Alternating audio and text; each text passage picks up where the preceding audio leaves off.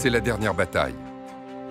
Berlin est un gigantesque amas de ruines et l'Empire nazi, désormais, se réduit aux rues du centre de la capitale, assiégée par l'armée rouge. Pour nos soldats, la priorité, c'est de capturer les chefs du Troisième Reich.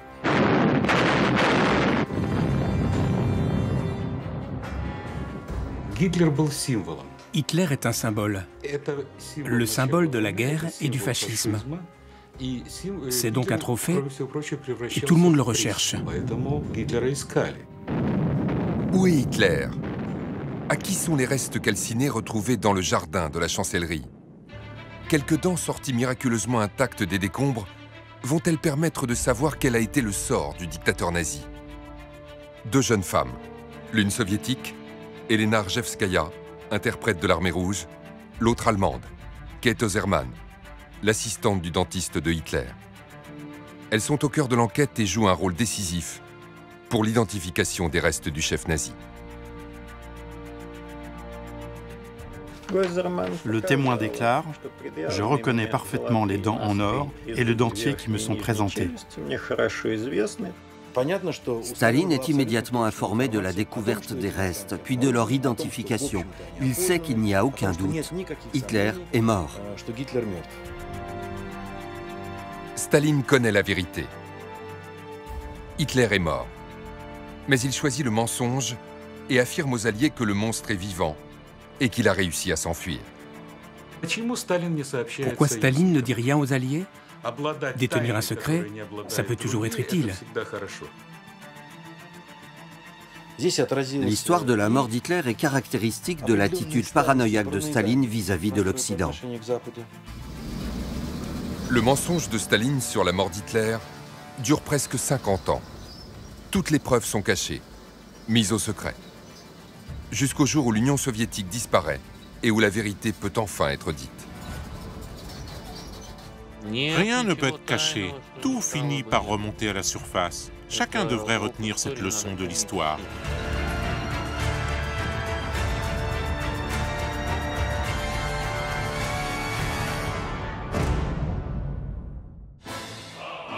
Pour l'Union soviétique, la guerre débute en juin 1941 par une attaque surprise d'Hitler.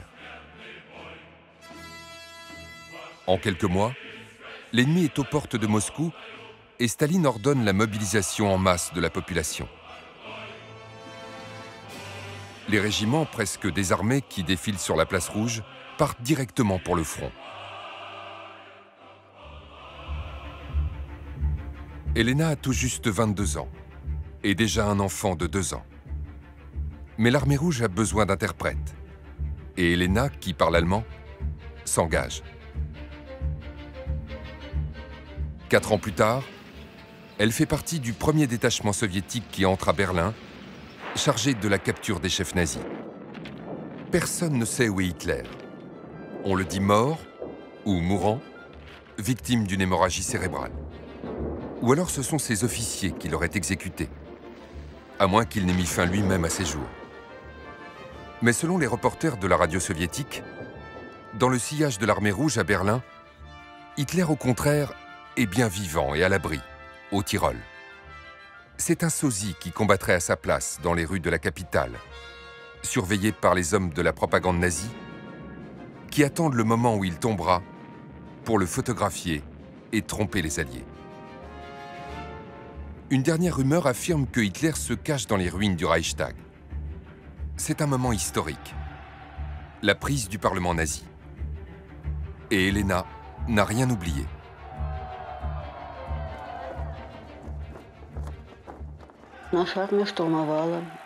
C'est notre division qui a mené l'attaque sur le Reichstag. C'était une chance et un grand honneur pour nous. Ils ont attaqué le Reichstag en pensant qu'Hitler s'y cachait. Mais en réalité, personne ne savait où il était. Hitler n'était pas au Reichstag, comme le pensait le commandement soviétique. L'avant-garde de l'armée rouge se dirige alors vers la chancellerie, le cœur du pouvoir nazi. C'était angoissant d'imaginer que Hitler puisse être encore là. On était très tendus. Où est Hitler? Vivant ou mort? La radio allemande vient d'annoncer la mort du Führer, tombé dans son combat héroïque face au bolchevisme. Et dans la nuit, le chef de l'état-major allemand, le général Krebs, se déplace jusqu'au quartier général soviétique. Il veut entamer des discussions de paix et informe son interlocuteur, le maréchal Zhukov, de la mort d'Hitler.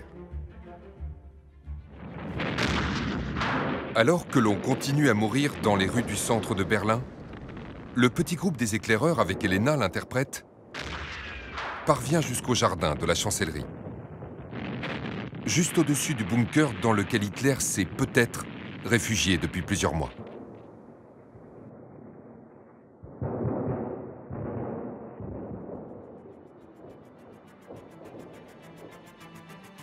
Il découvre un paysage chaotique, une terre labourée par les obus et des cadavres partout. Rapidement, ils reconnaissent un premier corps, Joseph Goebbels, puis sa femme Magda et leurs 6 enfants.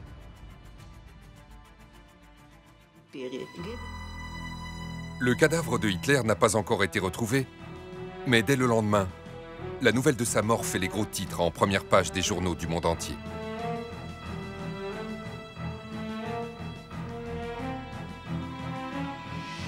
Sauf en Union soviétique. La Pravda, l'organe officiel du Parti communiste, la voix du Kremlin, écrit que l'annonce de la mort d'Hitler est une ruse destinée à faciliter la fuite du chef nazi. Du coup, à Paris aussi, l'humanité doute et s'interroge. Dans le jardin de la chancellerie, les recherches continuent. Partout, des gravats, des cratères d'obus, des corps entassés.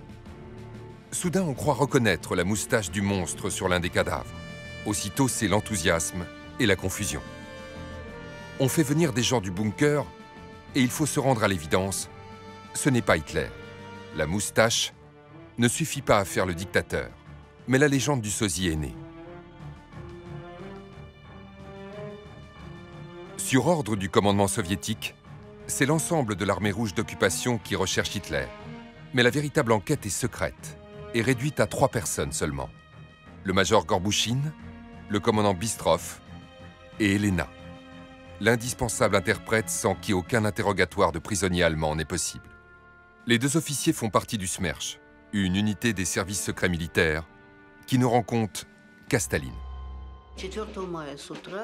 Le 4 mai, j'ai interrogé un petit bonhomme, le chauffagiste du bunker. C'est lui qui s'occupait de la ventilation dans les pièces habitées par Hitler. Il a vu comment les corps sans vie d'Hitler et d'Eva Braun ont été transportés en dehors du bunker. À la suite des premières déclarations de leurs prisonniers, les enquêteurs ont la conviction que Hitler est resté terré dans son bunker, jusqu'à la fin. Et de forts soupçons qu'il se soit suicidé juste avant l'arrivée des premiers soldats soviétiques. Ils savent aussi que toute l'essence, stockée dans le garage de la chancellerie, a été réquisitionnée dans l'après-midi du 30 avril. Hitler a-t-il disparu sans laisser de traces, en ordonnant que son corps soit entièrement brûlé après sa mort? Y a-t-il encore des restes à trouver? Et où les chercher?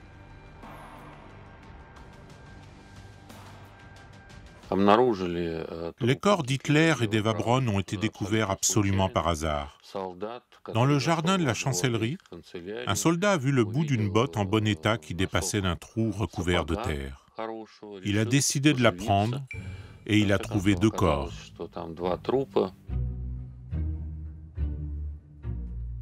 À ce moment-là, ils ne savent pas si c'est vraiment Hitler.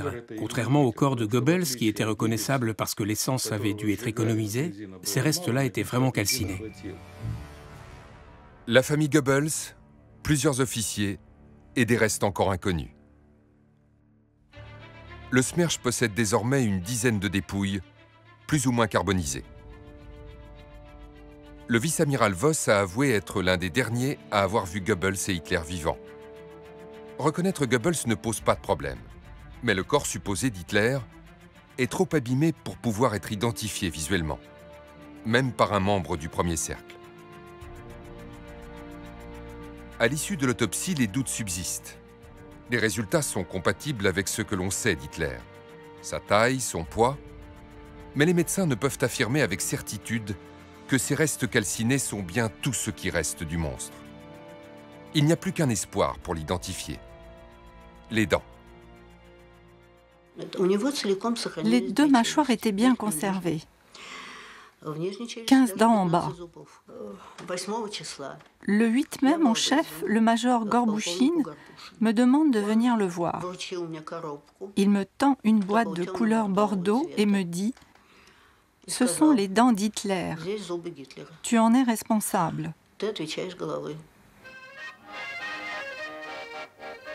C'est le jour de la victoire. La fin d'une guerre qui a fait des dizaines de millions de victimes.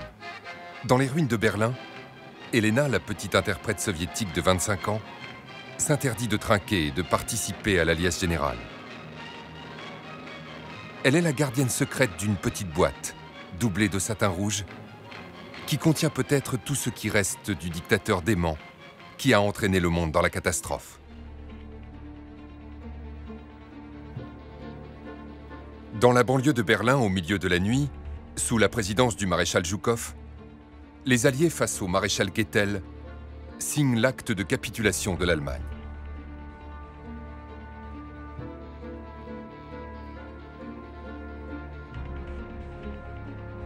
Cette fois, la guerre est bien finie.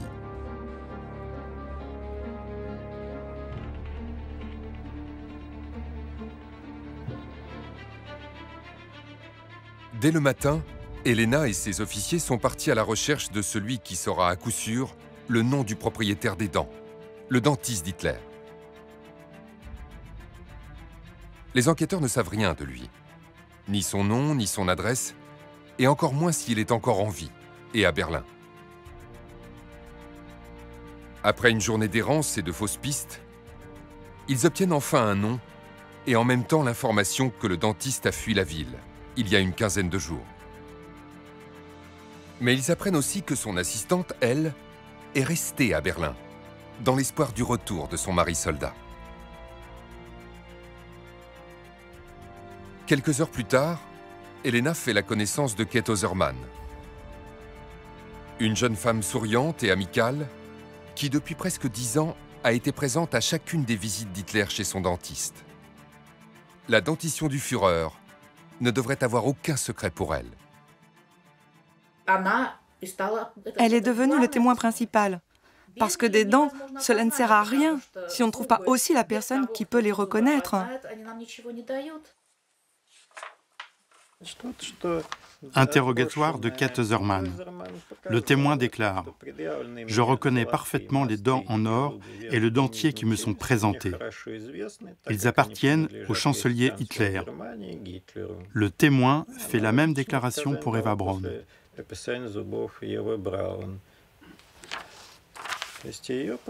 Ce témoignage est la déposition la plus importante.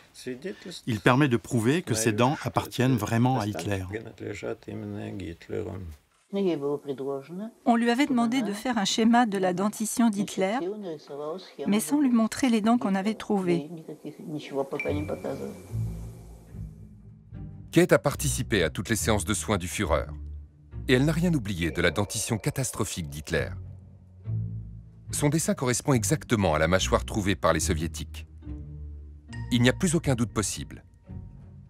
Le corps calciné découvert dans un trou du jardin de la Chancellerie est tout ce qui reste du plus grand criminel du XXe siècle. Hitler est bien mort, mais Staline est-il au courant?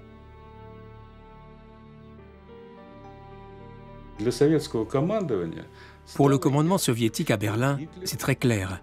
Hitler est mort. Et Staline en est immédiatement informé. Ne pas faire un rapport précis à Staline sur un tel sujet, c'est totalement impossible, absolument exclu. Parce que Hitler est un symbole qui est porteur d'une signification politique très forte, comme la prise du Reichstag et la conquête de Berlin.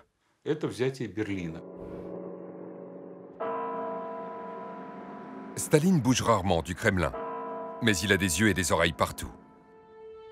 Chaque jour, les documents relatifs à la mort et à l'identification d'Hitler s'accumulent sur son bureau, de plus en plus précis, de plus en plus affirmatifs. Et à la suite du témoignage de Kate Oserman, on ne suppose plus. On sait. Hitler est mort et Staline est informé. Pourtant, quelques jours plus tard, un général dont l'identité est restée secrète arrive à Berlin pour tout vérifier. Le général reprend tous les interrogatoires et pour la première fois, Elena, en tant qu'interprète, est prévenue qu'elle sera considérée comme responsable en cas de traduction erronée. Tout le monde est averti et menacé.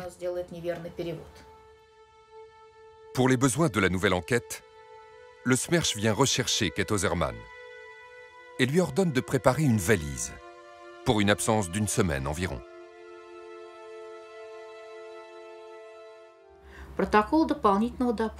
Procès verbal de l'interrogatoire complémentaire de Kate Oserman. Il est écrit qu'il débute à 1h15 et se termine à 6h du matin. Les questions se répètent sans arrêt, toujours les mêmes. On lui fait dire et redire ce qu'elle sait des dents d'Hitler. Et après qu'elle a tout expliqué, on lui repose la même question. Donc, vous continuez à affirmer que les dents et le dentier qui vous sont présentés appartiennent à Hitler. Oui, je confirme. Le document ne fait que 5 pages, mais on sait que l'interrogatoire a duré 5 heures. Donc on peut imaginer combien de fois on l'a forcé à répéter les mêmes réponses. Le général, sans nom, ne signe aucun procès verbal. Et à l'issue de la deuxième enquête, qui confirme intégralement la première, il repart aussi mystérieusement qu'il est venu. Les enquêteurs ont la certitude de la mort d'Hitler, grâce à l'identification formelle de ses dents par Kate Oserman. Mais cette information n'a toujours pas été rendue publique. Et le commandement soviétique de Berlin maintient officiellement l'ordre de rechercher Hitler, mort ou vif. Une décoration est même promise à celui qui réussira à le capturer. Pourtant, bien que l'enquête du SMERSH ait été conduite dans le plus grand secret, des rumeurs circulent à l'extérieur de la zone soviétique et la presse internationale s'en fait l'écho. Les Russes auraient retrouvé et identifié la dépouille du chef nazi. Même l'humanité s'interroge, dans l'attente de l'indispensable confirmation soviétique.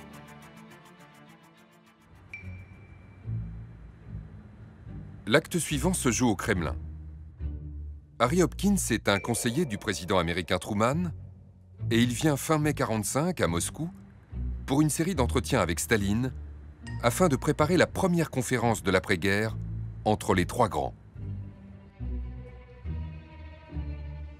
Quand Hopkins demande à Staline « Où est Hitler ?», celui-ci répond qu'il croit qu'Hitler est vivant, qu'il a réussi à s'échapper et qu'il est peut-être parti dans un sous-marin se réfugier au Japon.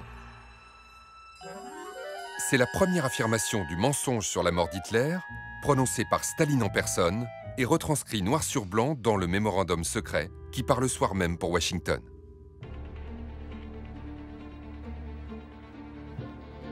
Dix jours plus tard, à Berlin, le maréchal Zhukov organise une conférence de presse pour les correspondants étrangers.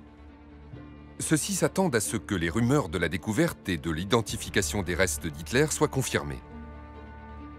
Mais à la surprise des journalistes, Zhukov affirme au contraire qu'aucune trace d'Hitler n'a pu être trouvée, que celui-ci est donc certainement vivant, qu'il a réussi à s'enfuir par avion et qu'il s'est réfugié en Espagne ou en Argentine. La déclaration de Zhukov s'explique par le fait qu'il applique à la lettre toutes les consignes de Staline. Comme celui-ci ne lui a pas donné l'ordre de dire la vérité, les corps ont été retrouvés et identifiés, alors il ment.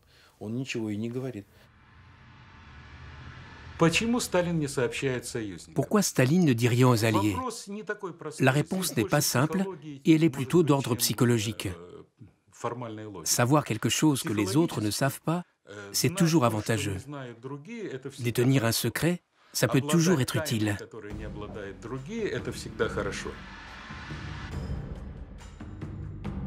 L'histoire de la mort d'Hitler est caractéristique de l'attitude paranoïaque de Staline vis-à-vis de l'Occident. Il ne faut pas leur donner trop d'informations, de preuves.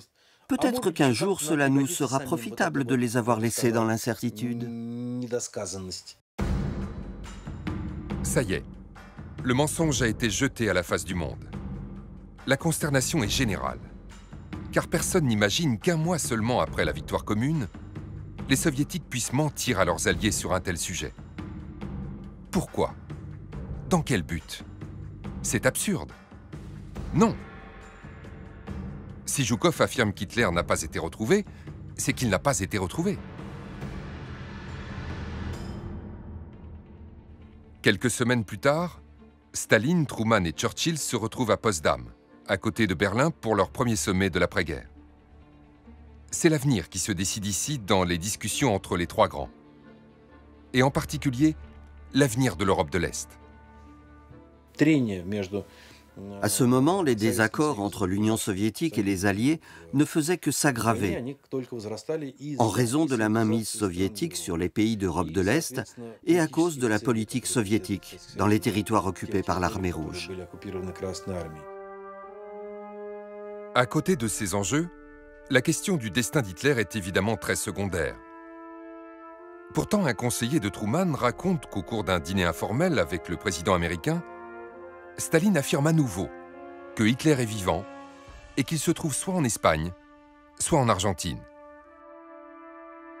À Potsdam, les trois dirigeants ont aussi à décider des noms des chefs nazis qui seront sur le banc des accusés dans quelques mois au procès de Nuremberg.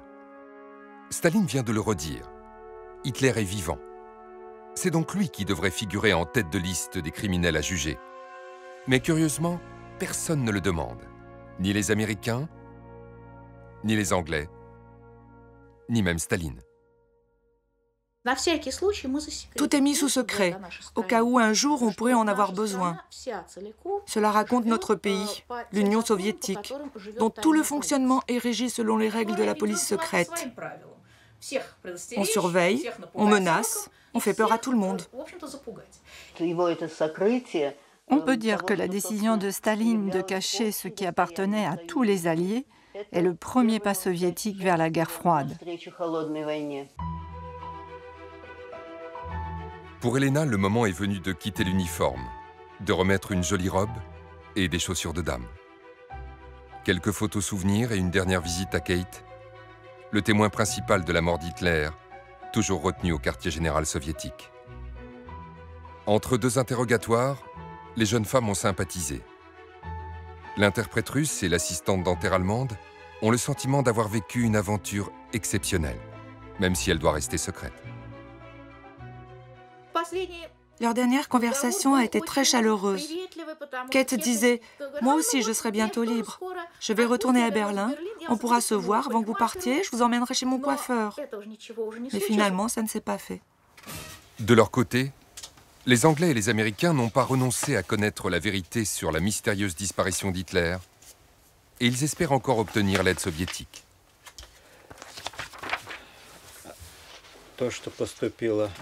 Voici une demande de renseignement envoyée par les alliés anglo-américains au commandement soviétique à Berlin.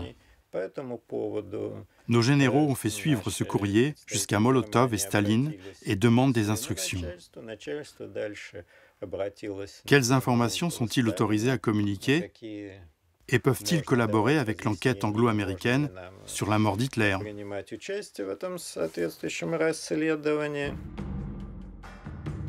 Les archives ont gardé une proposition de réponse positive à cette demande, envoyée par Beria à Molotov. Mais les Alliés, eux, n'ont jamais rien reçu. Le mensonge a fait le tour du monde et les délices de la presse à sensation. On voit Hitler partout, aux quatre coins de la planète. Et les nostalgiques du régime nazi en profitent pour semer le doute. Hitler n'est pas mort, il reviendra pour sauver la Grande Allemagne. Parmi toutes les légendes, il y en a une qui exaspère particulièrement les Britanniques. Les Soviétiques accusent maintenant les Anglais d'avoir favorisé la fuite d'Hitler et de le garder caché quelque part dans leur propre zone d'occupation afin de l'utiliser un jour contre leur allié soviétique.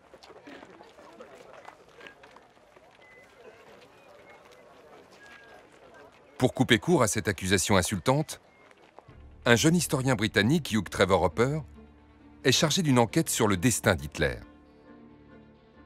Les Russes refusent leur aide et interdisent tout accès à la zone de la chancellerie sous leur contrôle, mais Trevor Hopper retrouve et interroge, dans les camps de prisonniers anglo-américains, de nombreux témoins des derniers moments du bunker. En quelques semaines, sa conviction est faite.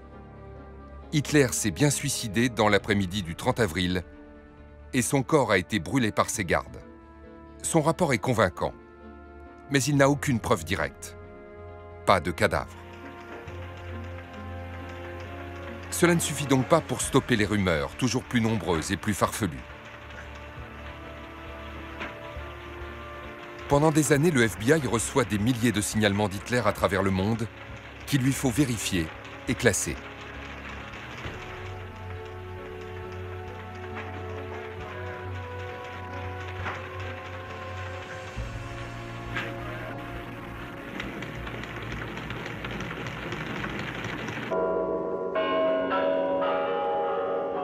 Mars 1953. C'est un choc planétaire. Staline est mort. Le guide du communisme mondial, le dictateur sanguinaire, le vainqueur de la Deuxième Guerre, le tyran impitoyable, le chef adulé et haï a disparu. Et personne ne sait ce que va être l'avenir du régime de terreur qu'il a réussi à imposer pendant presque 30 ans en Union soviétique. Sur la place rouge, c'est à Beria que revient l'honneur de prononcer l'éloge funèbre.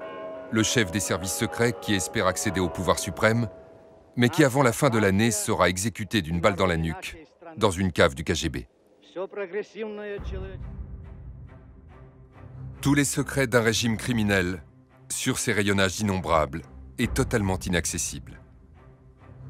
10 ans après, la vérité sur la mort d'Hitler est cachée dans des archives que personne n'a le droit de consulter et dans la seule mémoire d'une poignée de témoins survivants.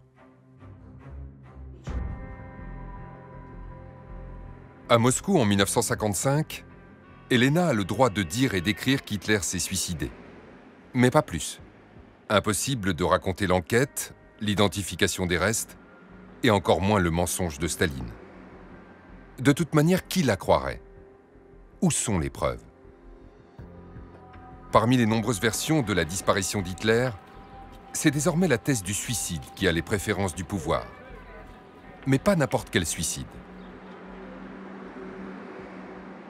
L'idée que Hitler s'est empoisonné, c'est beaucoup plus intéressant pour la propagande que s'il s'était tiré une balle dans la tête. Un suicide par balle, c'est quelque chose de courageux, alors que prendre du poison, c'est un signe de lâcheté.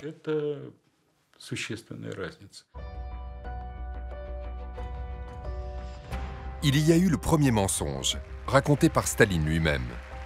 Hitler est vivant et il a réussi à s'échapper. Puis un deuxième mensonge est venu le remplacer peu à peu. Hitler finalement s'est suicidé, mais en s'empoisonnant, comme un lâche. Cette légende sera répétée, ressassée, et il deviendra totalement impossible de s'en débarrasser. 1965, 20 ans après, l'époque Brejnev. Pour la première fois depuis la fin de la guerre, le pouvoir soviétique décide de commémorer la victoire.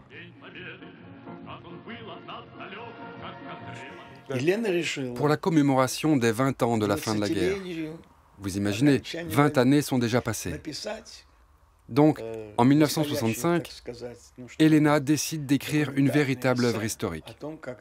Comment les choses sont arrivées, ce que les services de renseignement ont réussi à faire. Elena est désormais un écrivain respecté.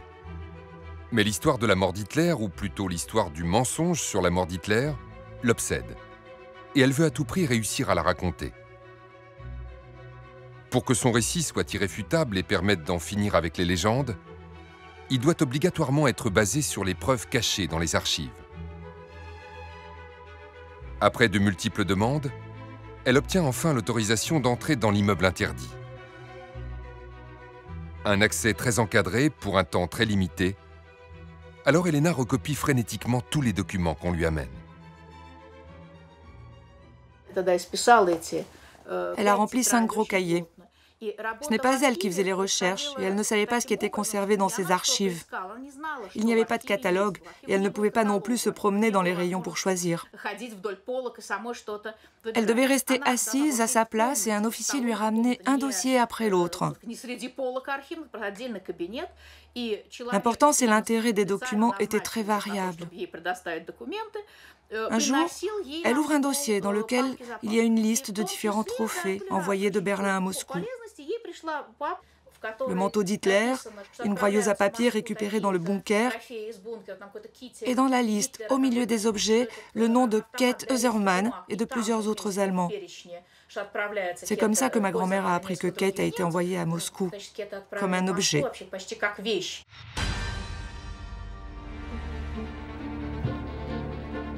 C'est un choc énorme. Elena se retrouve brutalement 20 ans en arrière, à Berlin, dans la salle d'interrogatoire de l'état-major soviétique. Kate Oezermann, l'assistante du dentiste d'Hitler, le témoin principal, qui a permis l'identification des restes du monstre. La jeune femme joyeuse avec laquelle Elena avait sympathisé. Kate, que les services secrets soviétiques n'ont pas relâchée. Le 29 juillet 1945, à 6 h du matin, j'ai été transportée en camion avec 7 autres prisonniers à l'aéroport de Berlin. Et nous avons embarqué à bord d'un avion de cargaison pour Moscou. À l'arrivée, on nous a immédiatement entassés dans un panier à salade et emmenés à l'isolement à la prison de la Lubyanka. Ma cellule était très petite, 7 pas de long, et l'eau suintait des murs peints en noir. Elle ne comprend pas combien de temps on va la garder, ni pourquoi. Aucune accusation ne lui est notifiée. Elle est dans une incompréhension totale de sa situation et de la raison de son emprisonnement. Je suis restée à l'isolement pendant 6 ans. Et en août 51, on m'a présenté l'accusation. On m'a accusée d'avoir aidé le système bourgeois à faire durer la guerre, en participant aux soins dentaires d'Hitler. Au cours des séances, j'aurais dû tuer Hitler, par exemple, en lui cassant une bouteille d'eau sur la tête, et ainsi j'aurais sauvé le monde. 6 années d'emprisonnement au secret dans les prisons du KGB, et puis soudain, en août 1951, une accusation absurde et une condamnation sans procès. Ce qui s'est passé, c'est qu'un mois plus tôt, Abakoumov, l'ancien dirigeant du SMERSH, devenu ministre de la Sécurité d'État, le protégé de Staline, tombe brutalement en disgrâce et est arrêté. En 1951, quand Abakoumov est arrêté, on découvre qu'il y a un certain nombre d'Allemands, des témoins de la mort d'Hitler, qui sont détenus sans même que des papiers d'arrestation aient été établis. Alors on en dresse la liste et on demande à Staline ce qu'il faut en faire. La décision a été de les condamner. On leur a distribué à tous de nombreuses années de prison avec des crimes politiques imaginaires. Comme ça, personne ne dit rien et tout est en ordre. J'ai été condamnée à 10 ans de camp de travail à régime renforcé en Sibérie. Mais ils ont tenu compte des 6 années et demie déjà écoulées. J'ai signé ma sentence. J'étais contente de partir dans un camp avec des camarades de souffrance et de m'échapper de ma tombe de pierre de Moscou. En décembre 1951, Kate quitte Moscou pour la Sibérie dans un wagon à bétail. On lui a rendu sa petite valise de robe d'été, préparée à Berlin quand elle pensait s'absenter pour une semaine. Le voyage dure 14 jours. Et Kate raconte que lorsqu'un des prisonniers meurt de froid ou de faim, les gardes ouvrent la porte du wagon et jettent son corps dans la neige. Elle écrit que la norme de travail est très élevée. Je ne pouvais pas l'atteindre. À l'époque, je ne pesais même pas 40 kilos. Je n'ai jamais pu réaliser cette norme et en punition, j'étais privée d'une partie des rations de nourriture. Je n'avais droit à rien le matin ni le soir uniquement au milieu de la journée. Si je n'avais pas eu une bonne camarade qui travaillait bien et qui partageait ses rations avec moi, je serais morte. Käthe Özerman a été condamnée en tant que témoin de la mort d'Hitler. Elle a été emprisonnée en Union soviétique pour que son témoignage n'empêche pas de cacher ce fait historique. Elle a souffert à cause du service qu'elle a rendu à l'histoire. Tout d'abord prisonnière clandestine, puis condamnée pour un crime inventé, Käthe est détenue jusqu'à ce jour de 1955, où sa peine de 10 ans est intégralement accomplie. Alors son statut change soudainement.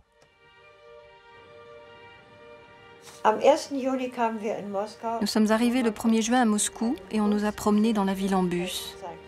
On nous a montré le Kremlin, l'université et plus particulièrement le métro, dont les stations sont toutes décorées artistiquement de façon différente, avec des mosaïques, des peintures, des marbres.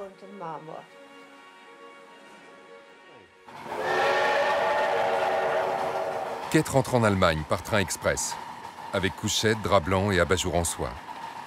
En Union soviétique, les touristes ont l'obligation de dépenser toute leur devise avant de sortir du pays. Avec leurs quelques roubles, les hommes du convoi achètent donc du champagne de Crimée au wagon-restaurant et laissent la monnaie en pourboire au serveur. Pendant 8 ans, la famille de Käthe n'a rien su de ce qui lui était arrivé. C'est seulement 2 ans plus tôt qu'une compagne de camp tout juste libérée a pu informer son frère et sa sœur qu'elle était en vie et en Sibérie. Mais le mari dont elle avait attendu le retour en mai 1945 à Berlin s'était lui lassé d'attendre. Käthe avait été déclarée morte et son mari était remarié. Elle s'est tout de suite adaptée à sa nouvelle existence. Rapidement, elle nous a dit de façon très déterminée: « Bon, ce chapitre de ma vie est terminé. Fin. Et maintenant, je commence une nouvelle vie. Je ne suis pas une femme dont le mari est absent. Je suis... aucune idée de ce que je suis. C'est vrai. Qu'est-ce qu'on est quand on a été déclarée morte? Morte? Je ne sais pas comment on pourrait appeler ça. » À Moscou, le livre d'Elena est publié pour les 20 ans de la fin de la guerre. Cela n'a pas été sans mal. Il a fallu franchir une double censure. Celle habituelle et normale à laquelle chaque livre est soumis en Union soviétique, et puis une deuxième, plus exceptionnelle, la censure du KGB. Le service de sécurité n'a pas trop pinaillé, mais a refusé qu'Elena écrive qu'elle a été autorisée à consulter des archives du KGB. Son livre n'est donc toujours pas un document d'histoire, basé sur les preuves des archives, mais à nouveau une œuvre d'imagination, dans laquelle Elena n'a pas non plus le droit de parler de secrets, ni de mensonges. Il faut donc attendre encore 25 ans. En 1991, l'Union soviétique disparaît. Et devant l'immeuble de la Loubianka, la statue de Dzerzhinsky, le créateur de la GPU, l'ancêtre du KGB, est démantelée. Va-t-on pouvoir enfin connaître et dire la vérité d'un pays et d'un régime qui n'existe plus? Quand je suis devenu directeur des archives d'État, de nos archives nationales, en 1992, il y a eu une sorte de passation de pouvoir. Mon prédécesseur m'a donné, de la main à la main, un carton qui contenait des morceaux du crâne d'Hitler et les documents de l'enquête sur sa mort. C'est uniquement après la disparition de l'Union soviétique qu'a pu débuter ce que l'on a appelé la révolution des archives. Des millions, je dis bien des millions de documents ont été déclassifiés. Et d'ailleurs, ils sont aujourd'hui accessibles aux chercheurs. Il y a donc les dossiers de l'enquête, des éléments de preuve matériels ainsi que des morceaux du crâne d'Hitler aux archives nationales, tandis que les archives du KGB, aujourd'hui du FSB, conservaient en secret une partie des témoignages des prisonniers, dont celui de Käthe Özerman, ainsi que la preuve principale, les dents d'Hitler. Mais où sont les corps? les restes calcinés d'Hitler, Eva Braun et de la famille Goebbels. Les restes étaient rattachés à l'état-major de la 3e armée, en poste sur le territoire de l'Allemagne de l'Est, et ils se sont déplacés au gré des changements d'affectation du régiment. À chaque déménagement, il fallait trouver un nouvel endroit secret pour les enterrer. En 1970, Andropov est le chef du KGB, et il demande à Brejnev d'en finir avec ces restes calcinés qui suivent la 3e armée depuis 25 ans. Le document secret qui rend compte de la destruction des corps des chefs nazis a été découvert dans les archives en 1992 et il clôture l'affaire. 47 ans plus tard, toutes les preuves du suicide par balle de Hitler dans son bunker au début de l'après-midi du 30 avril 1945 sont enfin réunies et révélées.